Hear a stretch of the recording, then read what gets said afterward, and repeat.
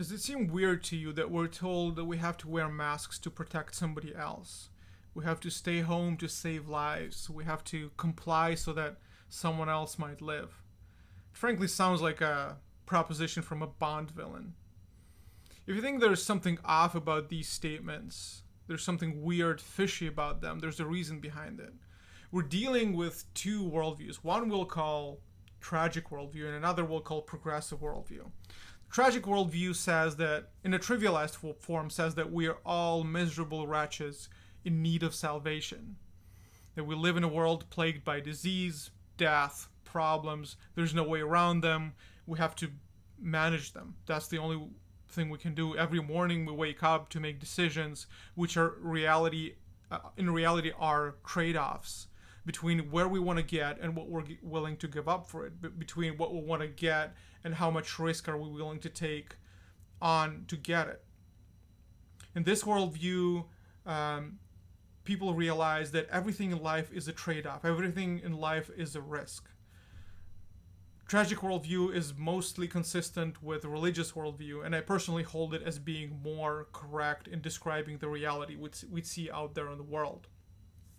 It's more correct than the other point of view, which I call progressive worldview. And I don't mean progressive politically, I mean progressive philosophically. This worldview has bought into the myth of human progress, which says that as a humanity, we're moving from point A to point B, that we're qualitatively improving. We're getting smarter, we're getting more humane, we understand a lot more than people from the previous generations and previously in history. There's less disease, less problems. That in a very qualitative way, we're moving forward. A hallmark characteristic of the progressive worldview is solutions. There's the absolutism of solutions. You will find people who hold this view talk about science as panacea for pretty much anything. If there's a mystery, science will solve it. If there's a disease, science will solve it. And there's no problem to which there is not a solution. So when we come to the COVID and the pandemic and the reality of it all, people with a progressive worldview have to believe there's a solution, because we cannot be in the same place that we were 100 years ago.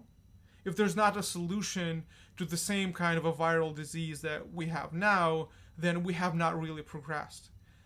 The progressive worldview demands a solution. And that's how you would get such tenuous methods as masking, as lockdowns, being promoted and insisted upon, being imposed on other people, being shamed on other people, because there has to be a solution. Why do I say they're tenuous? It's because there is no unified view from scientists on masking, for example. The opinions there are really on a range, saying that, well, they're partly helpful, they're a little helpful. There's a study from 2015 that says that masks actually promote disease. Same with lockdowns. We're in the second lockdown right now, but why are we in it? If the first one worked, why need the second? If the first didn't work, why the second? There's no empirical evidence that the first one worked, because there was counties who didn't lock down. There's counties who did lock down strictly, were walloped the same way. But the worldview demands that there's a solution. Worldview demands that there's something that will solve this problem.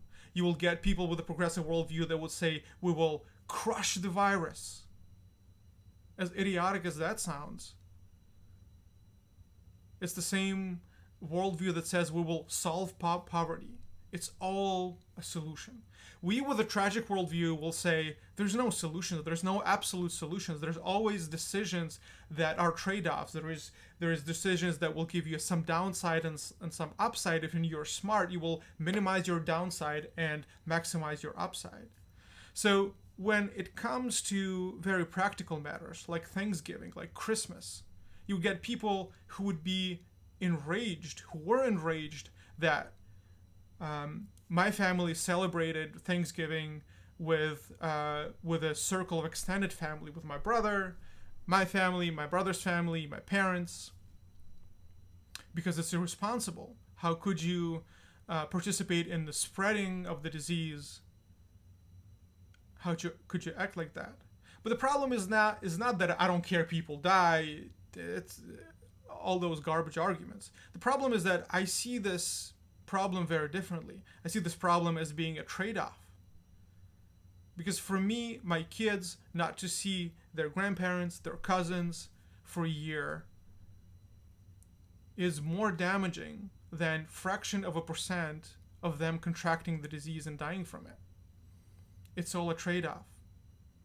You know trade-offs are a real thing, because if you analyze your life, every decision you're making, you have to balance things between what will I get and which risk it will put me in. If you run a business, you know what I'm talking about, because every decision is you will get something, but you also have to pay for it in some way, and not only monetarily, not only with other opportunities, but also with risk. It's not appropriate to say that I mask up because of the virus. It's more accurate to say I mask up because of my reaction to the virus. It's not accurate to say that I stay home because of the pandemic. It's more accurate to say that I stay home because of my reaction to the pandemic. The reality and the severity and the problem of COVID and the regulation that is created in response to it are two different things. We cannot conflate them. I think that's the problem that our people are having, is that they conflate the problem and the response that various governments are making. They're not the same thing. If you look at the progressive worldview generally, you will see that the problem with it is that the solutions demand buy-in from everybody. If it's a solution for the greater good, if it's a solution for the betterment of the humanity, there's no way somebody can say, well, no, thank you. Everybody has to participate. Very often, people with this worldview will talk about an omelet. That if you want to make an omelet, you've got to break some eggs, because these solutions do not work unless everybody participates. And if you refuse to participate, maybe you are an egg that has to be broken.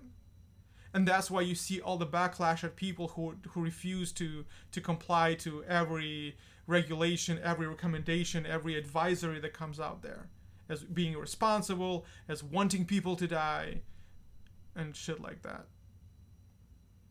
On the other hand, if you're looking at the world through the tragic worldview, you realize that there's no way to escape death. There is no way to escape disease. All you can do is manage it. All you can do is balance between the upside and the downside. In my case, my family, my brother's family, my parents got together and celebrated Thanksgiving for several days in the same house. For us, the trade-off was simple. There's a fraction of a percent any of us could have died from the disease, but there's also the togetherness, the mental health aspect of it, which were much more valuable to us than the downside. The tragic worldview provides individual freedom, because we all make our trade-off choices. And somebody can opt out, somebody can make a different choice, no matter. But if you're going after the absolutist worldview, the progressive worldview, you cannot dissent. Because if you dissent, you're going to be the axe that is broken. Friends, there's no absolute solutions. There's trade-offs, there's downsides, and smart people maximize their upside and minimize their downside. It's important to understand. Bye.